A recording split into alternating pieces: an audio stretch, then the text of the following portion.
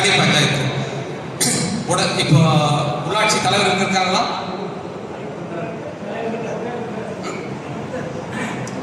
இப்ப செயல்பாட்டில் இருந்தா கலைச்சிட்டாங்க. இப்ப செயல்பாட்டு இருக்கிற மாதிரி இருந்தா நாளைக்கே ஒரு தீர்மானம் போட்டுருவோம். இப்ப இல்லைன்னா பரவாயில்ல. அநேகமா மே 1ஆம் தேதி கிராம சபை கூட்டம் நடக்கும். எந்த வேலையாக இருந்தாலும் நீங்க பஞ்சாயத்து தீர்மானம் நிறைவேற்றினா அந்த தீர்மானத்துக்கு சுப்ரீம் கோர்ட் வரைக்கும் மரியாதை இருக்காது, தெரிஞ்சுக்க. இது மட்டும் இல்ல, ஒரு சுற்றுப்புற சூழலுக்கு எதிரான ஒரு பிரச்சனை எதுவாக இருந்தாலும் சரி, நீங்க பஞ்சாயத்து கூடி பஞ்சாயத்துல ஏகமான ஒரு தீர்மானம் நிறைவேற்றி அதை பதிவு பண்ணிட்டீங்கன்னா அது சுப்ரீம் கோர்ட் வரைக்கும் செல்லும். அதை கொஞ்சம் ஞாபகம் வச்சுட்டு நீங்க நல்ல காரியம் செஞ்சிருக்கீங்க. இதை நாங்க வழக்கறிஞர் காமிச்சா இன்னும் வலுவாயிரும். ஒரு தடவை போட்டதோட நிறுத்தி கூடாது. ஒவ்வொரு தடவையும் சிறப்பு கூட்டம் நடத்தும் போதெல்லாம் அந்த கூட்டத்தில் நீங்க அதை தீர்மானிக்கணும். இதுல இன்னொரு செய்தி என்னன்னா,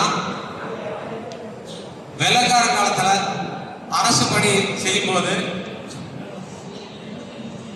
உங்களுக்கு தெரியும், ஆங்கிலத்தில் அப்பாயின்மெண்ட் ஆர்டர்னு சொல்லுவாங்க. பணி நியமன ஆணைன்னு சொல்லிட்டு ஒன்று கொடுப்பாங்க. வேலைக்கு சேர்ந்தோன்னே கூடவே அவங்க எந்த நாற்காலியில போய் உட்கார்றாங்களோ, ஒரு வட்டாட்சியரா, ஒரு மாவட்ட ஆட்சியரா, அல்லது கோட்டாட்சியரா, இல்ல ஒரு காவல்துறை ஆய்வாளராக அவங்க அந்த நாற்காலியில் போய் உட்காரும் போது அவங்களுக்கு ஒர்க் புக்குன்னு ஒன்று இருக்கும். இப்ப இருக்கிறவங்களுக்கு தெரியாது, இப்ப இருக்கிறவங்களுக்கு இல்ல, இருந்து ஓய்வு பெற்றவங்களுக்கே தெரியாது. அதெல்லாம் பார்க்கவே இல்லைங்கிறாங்க. வெள்ளக்கார காலத்துல எந்த வேலை சொல்றானோ அப்பாயின்மெண்ட் ஆர்டர் கொடுக்கும் போது ஒர்க் புக்கு அந்த டேபிள் வச்சிருப்பான். முதல் நாள் அவன் போய் அந்த உட்காரும் போது அந்த மேசமால இருக்கிற ஒர்க் புக் எடுத்து அவங்களுடைய வேலை என்னன்னு தெரிஞ்சுக்கணும். அவங்களுக்கு எது எதெல்லாம் அதிகாரம் இருக்கு தெரிஞ்சுக்கணும். அவங்க எந்த வேலையெல்லாம் செய்யணும் அந்த ஒர்க் புக்ல இருக்கும். ஆனா நிறைய பேருக்கு ஒர்க் புக் இருக்கிறதே தெரியாது. என்ன காரணம்னா, நடுவில் எவனோ ஒருத்தர் ஒர்க் புக்கு உடுத்து தூக்கிட்டு போயிட்டான்.